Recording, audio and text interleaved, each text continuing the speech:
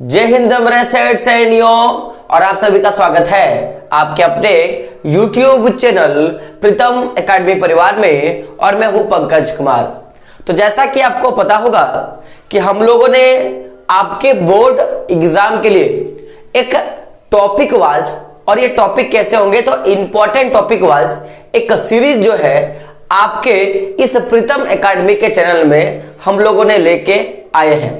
और पूरा का पूरा जो सीरीज है इसको हम लोगों ने इस तरह से मॉडिफाई किया है कि अगर आप इस टॉपिक को पढ़ लोगे तो सबसे पहले कि आपको कम टेंशन में आपके सारे के सारे चैप्टर क्लियर हो जाएंगे, और जितने भी टॉपिक से आपके क्वेश्चन बन सकते हैं वो सारा का सारा टॉपिक जो है वो कवर करवा दिया जा रहा है। और बारी बारी से अगर आप ध्यान से देखोगे तो आपके जो एमसीक्यू क्वेश्चन है यानी कि मल्टीपल चॉइस जो क्वेश्चन है आपका वो भी साथ साथ करवा दिया जा रहा है, जिससे आपका इस बार का बोर्ड का एग्जाम जो है अच्छे से जाए और लास्ट पे आप क्या बोलोगे कि सर हम बोर्ड का एग्जाम जो है फतेह करके आए हैं। क्या करके आए हैं? फतेह करके आए हैं। तो पूरा का पूरा अभी आप देखोगे तो हिस्ट्री का मैं टॉपिक ले रहा हूं, और दामोदर सर आपको पता होगा कि वो जो भी आपके इंपॉर्टेंट एमसीक्यू यानी कि ऑब्जेक्टिव टाइप के जो भी क्वेश्चन वो करवा दे रहे हैं। कुछ दिन में सूरज सर भी साइंस का इंपॉर्टेंट टॉपिक लेके आ जाएंगे, और फिर कुछ दिन में आपके जो संजीव सर जी हैं वो भी मैथ का टॉपिक जो है लेके आ जाएंगे। यानी कि कंप्लीट पैकेज जो है आपको हमारे प्रीतम एकेडमी से मिलेगा, जिससे आपकी इस बार की बोर्ड की एग्जाम की जो तैयारी है वो अच्छे ढंग से हो पाएगा। तो बात करें आज के टॉपिक पे, तो आज का टॉपिक हिस्ट्री के लिए यानी कि जो आपका यूरोप में राष्ट्रवाद का उदय का जो चैप्टर चल रहा है माय डियर फ्रेंड, इसके लिए बहुत ही इंपॉर्टेंट है।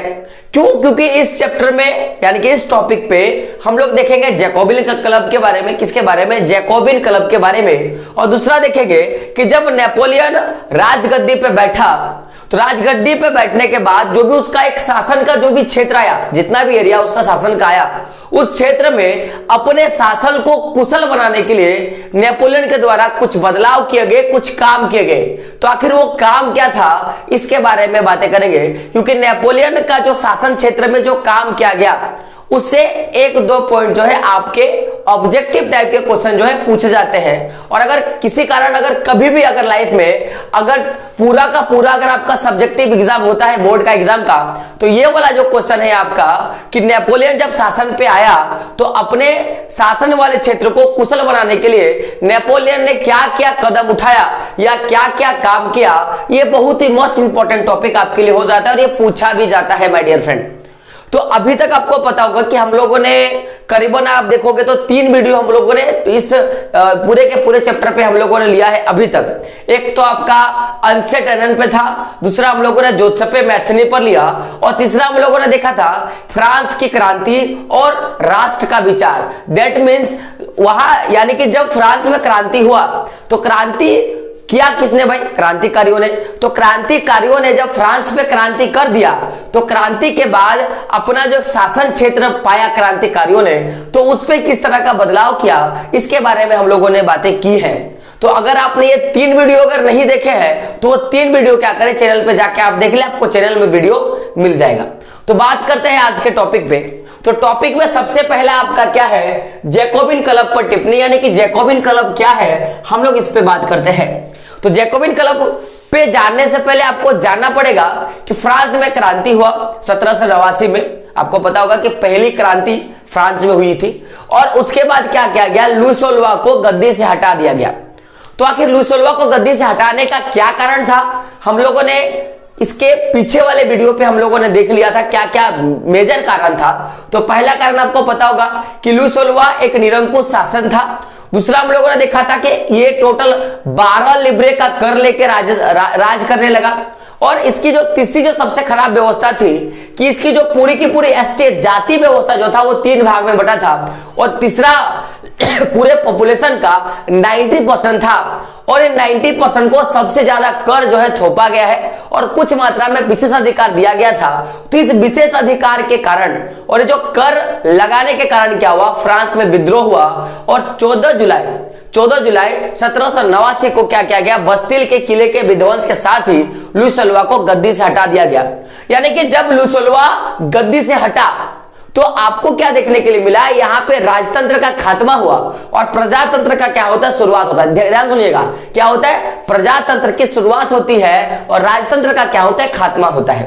तो चूंकि आपको पता है इस पूरे घटना में 7,000 मर्द और मैं बोलूंगा स्त्रियों ने भाग लिया था बस्तिल के किले को विध्वंस करने के लिए। तो क्या ये जो प्रत्यक्ष रूप से 7,000 जो बंदे आपको दिखे या जो 7,000 स्त्री पुरुष आपको दिखा, उससे पहले भी कुछ घटनाएं घटी थी और उनमें जो मुख्य पात्र या जो मुख्य भूमिका निभाने का काम किया माय डियर फ्रेंड, वो कौन थे, तो क्रांतिकारी थे। यानी कि फ्रांस के वे सारे क्रांतिकारी जिन्होंने क्या किया, इस पूरे क्रांति में आग डालने का काम किया, चिंगारी डालने का काम किया।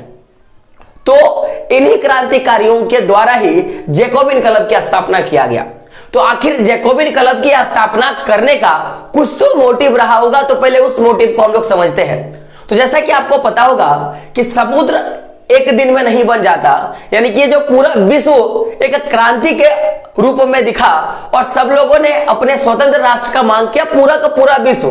तो आखिर ये जो क्रांति का मांग हुआ माय डियर फ्रेंड, क्या वो एक दिन में संभव था, क्या वो रातों रात संभव था, नहीं, या सालों साल में संभव था, नहीं, इसके लिए बहुत ज्यादा दिन लगा होगा। तो इसीलिए मैं बोलता हूं कि जिस तरह बूंद बूंद से घड़ा भरता है, घड़े घड़े से आपको पता है कि घड़े घड़े से कुआं भरता है, कुएं कुएं से तालाब भरता है, तालाब तालाब से नदी भरता है और नदी नदी से क्या होता है, समुद्र भरता है। यानी कि स्टार्टिंग उस बूंद बूंद के घड़े से हुआ। यानी कि कोई एक क्रांतिकारी रहा होगा जिसने कुछ क्रांतियों को यानी कि बाल्टी भर क्रांतिकारियों को जन्म दिया और उस कुछ बाल्टी भर के भर जाने से, कुछ बाल्टी भर क्रांतिकारी हो जाने से एक कुएं रूपी एक क्रांतिकारियों का जन्म लिया। और जब वो कुआं रूपी क्रांतिकारी के कुआं रूपी जो एक तालाब था, जो कुआं रूपी एक गड्ढा था, उसमें जब क्रांतिकारी भर जाते हैं तो एक बांध का रूप लेते हैं और बांध रूपी क्रांतिकारी जब बन जाता है तो एक नदी रूपी, और नदी रूपी जब बन जाता है तो एक समुद्र रूपी क्रांतिकारी का क्या होता है, अग्रसर होता है। तो मेरा बोलने का मतलब क्या था कि जब फ्रांस में क्रांति दिखा गया और इन्होंने यह फायदा देखा कि अगर हमारे क्षेत्र से राजतंत्र की खात्मा हो जाती है और प्रजातंत्र का शुरुआत होता है तो हम लोग नए प्रगति के रास्ते पे होते हैं और हम लोग क्या कर रहे हैं, प्रगति की ओर चल रहे हैं, हम अपना विकास कर पा रहे हैं, स्वतंत्रता से जी पा रहे हैं। यानी कि ओवरऑल देखा जाए तो हम लोग क्या कर रहे हैं, विकास कर रहे हैं, हम लोग विकसित हो रहे हैं। तो जब ये चीजें देखी तो क्रांतिकारियों का क्या मोटिव क्या होता है कि सही चीजों को जनता तक पहुंचाना, देश के लोगों तक पहुंचाना। तो जब इन्होंने देखा कि इस कारण, कौन सा कारण माय डियर फ्रेंड, तो क्रांति के कारण। भाई क्रांति कैसा हुआ था आपको पता होगा, फ्रांस की क्रांति, सबसे पहली क्रांति, राजतंत्र को समाप्त करके प्रजातंत्र को स्थापित किया गया। तो जब उन्होंने इसका फायदा देखा तो इन्होंने बोला क्यों ना ये फायदे को हम लोग फ्रांस के अंदर नहीं रखेंगे, फ्रांस के बाहर फैलाएंगे। क्या करेंगे, फ्रांस के बाहर फैलाएंगे और फ्रांस के बाहर यानी कि पूरे फ्रांस के अगल बगल क्षेत्रों में फैलाएंगे। तो ये अगल बगल क्षेत्र होकर क्या हुआ कि ये अगल बगल का क्षेत्र ना रह गया, आस पड़ोस का क्षेत्र ना रहकर ये पूरा का पूरा यूरोप में फैल गया और इसी पूरी की पूरी क्रांतिकारी विचारधारा को फैलाने का काम किसने किया, जैकोबिन क्लब के सदस्यों ने किया। तो अभी चलते हैं जैकोबिन क्लब के बारे में। मैंने छोटा सा इंट्रो दिया आपको, तो समझिएगा। सबसे पहले बात करते हैं जैकोबिन क्लब की स्थापना। तो जैकोबिन क्लब की स्थापना नवंबर 1789 में होता है। यानी कि आपको पता होगा कि ये जो डेट है ये आप जानते हो भाई, फ्रांस की पहली क्रांति। ऐसे अगर मैं एक फिक्स डेट का बात करूं तो शायद ये, मैं शायद का बात कर रहा हूं 18 से, गौर कीजिएगा, 18 से 19 नवंबर के बीच में क्या होता है, यानी कि दोनों के बीच में। मैं फिक्स डेट नहीं बता सकता क्योंकि ये क्लास 9 का मैं डाटा लेके यहां पे आया हूं। तो 18 से लेके 19 नवंबर 1789 में क्या होता है कि जैकोबिन क्लब का स्थापना होता है। और जैकोबिन क्लब के जो संस्थापक उनका नाम क्या देख सकते हो, तो मैक्सिमिलियन रोबेस्पियर इसका क्या होता है, नाम होता है। और ये जो दो डाटा आपने देखा, ये दोनों डाटा आपको क्लास 9 के हिस्ट्री के बुक में आपको मिल जाएगा। जैकोबिन क्लब के संस्थापक और जैकोबिन क्लब का स्थापना कब हुआ। तो क्वेश्चन क्लास 10 में ये दोनों से कभी नहीं पूछता है कि भाई स्थापना कब हुआ, संस्थापक कौन है, ये नहीं पूछता। लेकिन मैंने आपको बता दिया ताकि आप ये नहीं बोलोगे कि सर दूसरे जो आपके यूट्यूब चैनल वाले हैं उन्होंने बताया और आपने सेम बताया, आपने कुछ नई चीजें नहीं इंक्लूड करा। तो मैंने वो नई चीजों के कारण मैंने बताया कि जो जैकोबिन क्लब का स्थापना जो है 18 या 19 नवंबर 1789 को होता है। इसके जो संस्थापक है वो कौन है, तो मैक्सिमिलियन रोबेस्पियर जो है इनके संस्थापक होते हैं। आखिर ये जो पूरा का पूरा जो क्लब बना, यानी कि जो संगठन बना, इसका कुछ ना कुछ तो कार्य रहा होगा। तो इसका कार्य क्या है? तो यूरोप के लोगों को निरंकुश शासकों से मुक्ति कराना पहला, और दूसरा इनका काम क्या था? तो राष्ट्रवाद के विचार को विदेशों तक ले जाना। इनका ये दो मोटिव था, ये दो काम था। तो पहला काम हम लोगों ने क्या बोला माय डियर फ्रेंड? पहला काम था यूरोप के लोगों को निरंकुश शासकों से मुक्ति को दिलाना, यानी कि जिस तरह से लुइस एक निरंकुश शासक था, उस तरह से यूरोप में अनेक अनेक जो फ्रांस के जैसे अलग अलग जो पूरा का पूरा आप देखोगे, जैसे स्विट्जरलैंड हो गया, डेनमार्क हो गया, है ना, उसको इटली हो गया, बेल्जियम हो गया, हॉलैंड हो गया, तो ये ऐसे ऐसे कई छोटे छोटे जो देश थे या प्रदेश थे, तो उनसे क्या करना? निरंकुश शासकों को हटाना, और उन सारे देशों में या पूरे विश्व भर में क्या करना? राष्ट्रवाद की भावना को क्या करना? पहुंचाना। ये जैकोबिन क्लब का क्या था? मेन मोटिव था। और याद रखिएगा, जैकोबिन क्लब के जो सदस्य थे, मैं यहां पे लिख देता हूं सदस्य के बारे में। जैकोबिन क्लब के जो सदस्य थे, चौथा नंबर पॉइंट याद रखिएगा, सदस्य में कैसे लोग आते थे माय डियर फ्रेंड? तो इनका जो सदस्य था वो हमेशा मध्यम वर्ग के लोग आते थे। कौन आते थे? मध्यम वर्गों के लोग आते थे, मध्यम वर्ग के लोग आते थे। अब ये मध्यम वर्गों के लोग कौन कौन? सबको पता होगा कि जो भी शिक्षित लोग हैं, जो भी व्यवसायी लोग हैं, बड़े लोग हैं, यानी कि जिनके पास दिमाग था कि वास्तव में सही क्या हो रहा है, गलत क्या हो रहा है, तो ऐसे लोग क्या करते थे? इनके अंतर्गत आते थे, इनके सदस्य जो है हुआ करते थे। अब बात करते हैं जैकोबिन क्लब के द्वारा ये जो दो मुख्य विचार है लेकर इन्होंने पूरे फ्रांस से बाहर और पूरे विश्व में जो ये पूरी की पूरी विचारधारा फैलाने की कोशिश की। इसका प्रभाव जो है माय डियर फ्रेंड, वो 1790 को देखने के लिए मिला, यानी कि कुछ ही महीनों के बीच में क्या हुआ कि इसका जो विचार है वो देखने के लिए मिला। तो लगभग 1990 के दशक, यानी कि 1990 से लेकर 1790 के दशक का मैं बात कर रहा हूं, यानी कि 1790 से लेकर 1800 तक, यानी कि 1790 से कितना तक बात कर रहा हूं? 1800 तक क्या मिला कि ये जो पूरा का पूरा जो एक प्रभाव था, किसका मैं बात कर रहा हूं? जैकोबिन क्लब का, वो प्रभाव देखने के लिए मिला। और ये प्रभाव केवल फ्रांस में नहीं, बल्कि आप देखोगे तो हॉलैंड में, बेल्जियम में, स्विट्जरलैंड में और इटली में क्या मिला? देखने के लिए मिला। और यहां पे भी क्या हुआ? राष्ट्रवादी भावना पनपा। और 1790 से लेकर 1800 के बीच में, यानी कि 1790 के दशक के बीच में क्या हुआ? इन सारे राष्ट्रों में भी आपको क्या देखने के लिए मिलेगा? तो एक क्रांति देखने के लिए मिलेगा। और कैसी क्रांति? तो राष्ट्रवादी क्रांति देखने के लिए मिलेगा, जिसके बाद ये सारे देश एकीकृत होकर और निरंकुश शासकों से मुक्त हुए और खुद को क्या किया? प्रजातंत्र घोषित कर दिया माय डियर फ्रेंड। तो ये था जैकोबिन क्लब के बारे में, जो कि आपको जानना जरूरी था। अब बात करते हैं आगे नेपोलियन के बारे में। तो 1789 के बाद आपको पता होगा कि पूरा का पूरा जो फ्रांस का एक संविधान लिखा गया, और उस संविधान में नए तरीके से स्टेट जनरल का बात कर लो या जो भी राजा वगैरह था, वो सबका एक काम दिया गया और सबका अलग अलग काम देके पूरा का पूरा शासन व्यवस्था चलाया गया। तो आपको पता होगा कि उस समय नेपोलियन नाम का एक आदमी था। अगर आप क्लास 10 का अगर डीप से अगर जानोगे, अगर आप बोलोगे तो मैं क्लास ले लूंगा उसके बारे में, तो उसमें एक व्यक्ति था जिसका नाम था नेपोलियन, जो क्या करता है कि गद्दी पे बैठता है। क्या करता है? गद्दी पे बैठता है। तो नेपोलियन जब शासन पे आता है, गौर कीजिएगा क्वेश्चन क्या है कि अपने शासन वाले क्षेत्रों में शासन व्यवस्था को ज्यादा कुशल बनाने के लिए नेपोलियन ने क्या बदलाव किए, ये आपका क्वेश्चन है।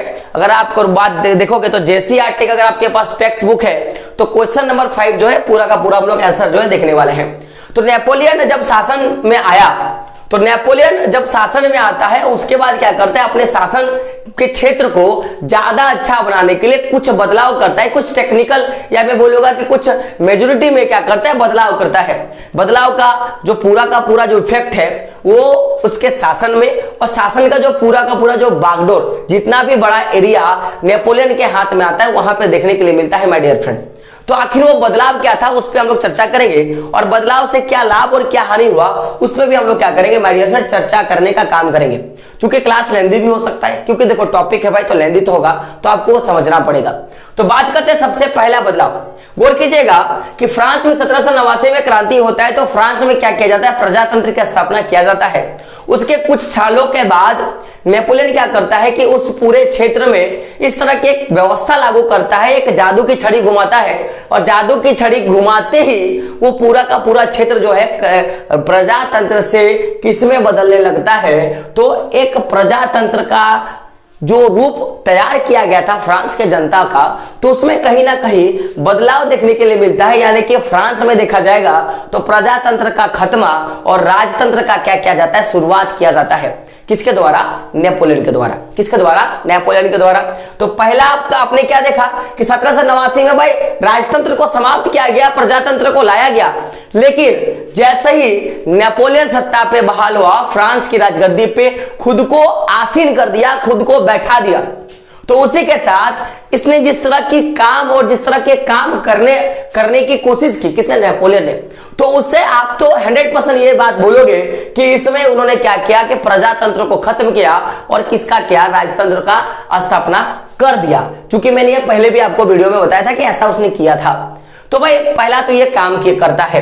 दूसरा ये क्या करता है? दूसरा अगर मैं काम का बात करूंगा तो ये जो जिस तरह से उसने एक प्रजातंत्र को खत्म किया और राजनीति जो राजतंत्र को इसने स्थापित किया, तो ये केवल सुनने में खराब नहीं लगा, बल्कि इसका असर जो है प्रशासनिक क्षेत्रों में दिखा। और कहीं ना कहीं ये जो प्रजातंत्र को राजतंत्र में जो इसने बदला, किसने बदला? नेपोलियन ने बदला। क्योंकि देखो नेपोलियन का मानना क्या था कि देश को केवल एक ही व्यक्ति चला सकता है। देश को चलाने के लिए बहुत सारे व्यक्तियों की या बहुत सारे संगठनों की आवश्यकता नहीं है, ऐसा नेपोलियन का मानना था। ऐसे नेपोलियन का ओपिनियन था एक राष्ट्र के प्रति, राष्ट्र के अंदर रहने वाले प्रशासन के प्रति।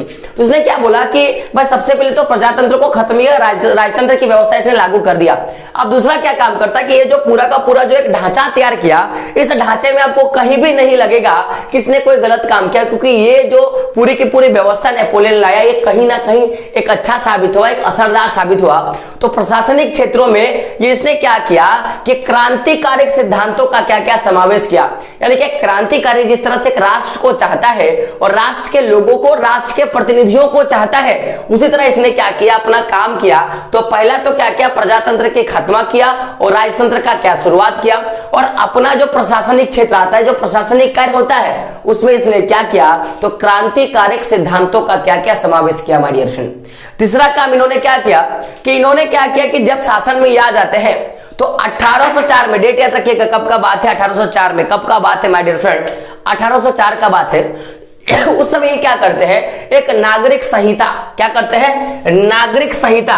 याद रखिएगा संहिता को कानून बोला जाता है, इनके नागरिकों के लिए कानून लागू किया, जो बाद में इतना प्रचलित हुआ कि इसको नेपोलियन संहिता के भी नाम से क्या क्या जाने लगा। तो उसका इन्होंने क्या क्या स्थापना किया, उसके बारे में लिखा।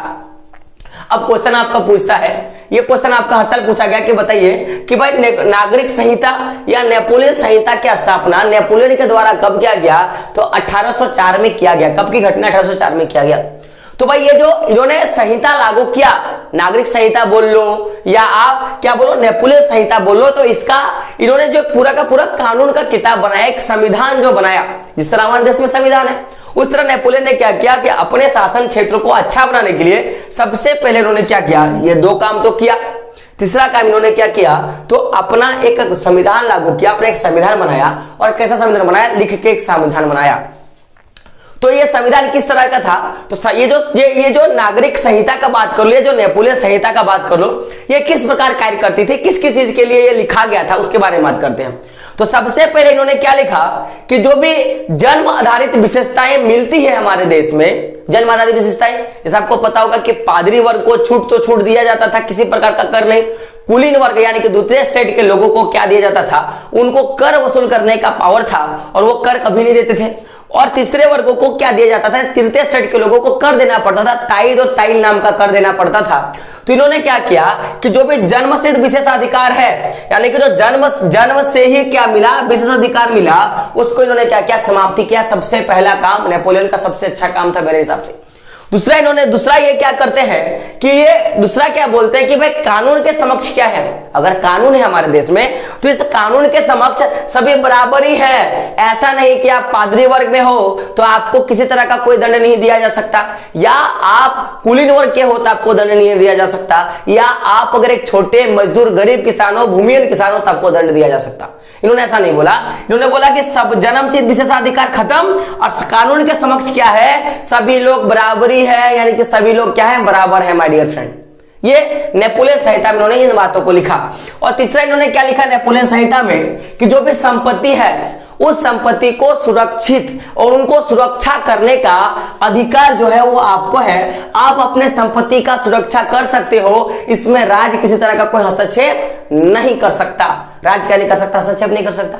तो ये 3 मोटिव कानून जो है किसके द्वारा? नेपोलियन संहिता के द्वारा लाया गया और जनता ने क्या क्या इसका अच्छे से पालन किया, जनता ने माना, क्योंकि जनता का फायदा है। क्योंकि देखोगे ये जो तीनों का तीनों जो कानून लाया ना, ये नेपोलियन ने जनता जो 90% जो जनता है, और ये जनता आपको पता है कौन सा स्टेट का था? तो तीसरा स्टेट का जो जनता था ये, क्योंकि पता होगा कि पूरा का पूरा फ्रांस का 90% जो जनता है वो तीसरे स्टेट में था, तीसरे स्टेट में अवेलेबल था। तो कहीं ना कहीं उनके लिए लाभकर साबित हुआ। तो लोगों ने जमकर नेपोलियन का क्या क्या उत्साह बढ़ाया। और एक टाइम ऐसा आया कि नेपोलियन को लोगों ने भगवान की उपाधि दे दी कि नेपोलियन क्या है? हमारे लिए भगवान है, हमारे लिए क्या है? भगवान है। सोच के देख सकते हो, अच्छा काम किया था इसने। अब आगे बढ़ते हैं। तो तीसरा काम था, नेपोलियन संहिता लागू किया और नेपोलियन संहिता के अंदर इन्होंने 3 बातों के क्या क्या उल्लेख किया। चौथा काम अगर देखोगे तो चौथा जो है, जो भी नेपोलियन का जो अगल बगल का जो क्षेत्र आता था, जैसे डच गणराज्य, स्विट्जरलैंड, इटली और जर्मनी में देखने के लिए मिला। क्या देखने के लिए मिला? जो नेपोलियन का जो बदलाव है वो डच गणतंत्र में, स्विट्जरलैंड में, इटली में और जर्मनी में देखने के लिए मिला। तो ये क्या बदलाव देखने के लिए मिला? क्योंकि देखो अगर आप ये क्षेत्र देखोगे ना, डच गणराज्य का मैंने बात किया, स्विट्जरलैंड का मैंने बात किया, इटली का बात किया और जर्मनी का मैंने बात किया, ये भी कहीं ना कहीं क्या यार, मैं बोलूंगा कि नेपोलियन का ही आधिकारिक क्षेत्र आता था। तो इन क्षेत्रों में इन्होंने क्या किया कि सबसे पहले तो वह प्रशासनिक जो व्यवस्था है उसको सरल बनाया। क्या बनाया? प्रशासनिक व्यवस्था को सरल बनाया, यानी कि ऐसा एक व्यवस्था लागू किया जिसमें जनता को समझ में आए कि वास्तव में हमें लूटा जा रहा है, कि हमें ठगा जा रहा है, कि हम ठगे जा रहे हैं। बात समझ रहे हो? क्योंकि बोला गया ना कि ठगना बड़ी बात नहीं है। समझना मेरा बात, कि ठगाना पाप नहीं है, ठगना पाप है। समझ रहे हो? तो इसीलिए नेपोलियन ने क्या किया कि प्रशासनिक व्यवस्था को क्या क्या सरल बनाया। दूसरा, इन क्षेत्रों में क्या किया कि जो भी सामंती व्यवस्था था, कौन सा व्यवस्था? सामंती व्यवस्था था, इसको खत्म कर दिया। सामंती व्यवस्था के अंतर्गत क्या होता था उसको ध्यान सुनिएगा कि सामंती व्यवस्था के अंतर्गत किसी भी क्षेत्र में किसी भी जमींदार को सामंत बना दिया जाता था। और वो क्या करता था कि वो बोलता कि मैं आपके क्षेत्र को मैं क्या करूंगा? सुरक्षा दूंगा, आपको उसके बदले में क्या करना है? सुरक्षा कर, राज कर के रूप में आपको हमें देना है। इस तरह की व्यवस्था थी सामंती व्यवस्था के अंतर्गत। तो सामंती व्यवस्था को क्या किया इन्होंने? समाप्त किया। पहला तो प्रशासनिक व्यवस्था को सरल बनाया, दूसरा क्या क्या? सामंती व्यवस्था को क्या क्या खत्म किया। तीसरा ये काम क्या करते हैं कि किसानों को भूदास व्यवस्था से हटाते हैं, यानी कि इन क्षेत्रों में डच गणतंत्र, स्विट्जरलैंड, इटली और जर्मनी में क्या करते हैं माय डियर फ्रेंड? किसानों के लिए जो भूदास व्यवस्था जो शुरू किया गया उसको क्या क्या खत्म कर दिया गया। भूदास माने कि अगर आप मान लो राज्य को कर नहीं दे पा रहे हो, टैक्स नहीं दे पा रहे हो, तो आप क्या करोगे कि आप उसके दास बन जाओगे और उसी की जमीन पे क्या करना पड़ेगा? आपको काम करना पड़ेगा। तो भूदास व्यवस्था को इन्होंने क्या क्या खत्म किया। चौथा काम क्या था? तो जो भी जागीरदारी शुल्क था उसको भी क्या क्या समाप्त कर दिया गया। यानी कि आप किसी दूसरे इलाके के हो और आप मेरे इलाके में अगर आके व्यापार करोगे, बेचोगे, कुछ भी करोगे तो उसका आपको पैसा देना पड़ेगा। तो जागीरदारी व्यवस्था को भी क्या कर दिया गया? नेपोलियन ने समाप्त किया। तो ये सारे बदलाव जो है उन्होंने किए और ये सारे जो बदलाव उन्होंने इन अपने आसपास के जो भी प्रशासनिक क्षेत्र है उसमें बदलाव किया। चौथा काम देखते हैं। चौथा तो हम लोगों ने देख लिया। पांचवा काम क्या था? पांचवा काम नेपोलियन का क्या था कि जो भी शहरी कारीगर है, गौर कीजिएगा, जो भी शहर में रहने वाले कारीगर है, ऐसे कारीगर जो अपने हाथ के कला से कुछ भी वस्तुओं का निर्माण करते थे, किसानों का मैं बात नहीं कर रहा हूं, कारीगरों का बात कर रहा हूं, तो उन कारीगरों का श्रेणी संघ था। श्रेणी माने समझते हो कि भाई सबसे बड़ा बिजनेसमैन, फिर उससे छोटा बिजनेसमैन, फिर उससे छोटा बिजनेसमैन। तो ये जो श्रेणी जो संघ था उन पर क्या किया इन्होंने? नियंत्रण को हटा दिया और पूरी तरह से मुक्त कर दिया कि आप अपने बनाए हुए वस्तुओं को आप किसी भी क्षेत्र में बेच सकते हो और अधिक से अधिक क्या कर सकते हो? लाभ कमा सकते हो। यानी कि शहरी कारीगरों के जो श्रेणी संघ था उनको भी क्या किया? हटा दिया। अब आपको जहां बुझाए तहां आपको क्या कर सकते हो? सामान को बेच सकते हो और खरीद सकते हो। छठा काम इनका क्या था कि इन्होंने क्या किया कि भार और नाप का, यानी कि नापने और तोलने के लिए क्या किया कि पूरा का पूरा यूरोप है, यानी कि इनके जिन भी क्षेत्रों में इनका शासन व्यवस्था चल रहा था उन सारे क्षेत्रों में एक समान क्या क्या प्रणाली लागू कर दिया।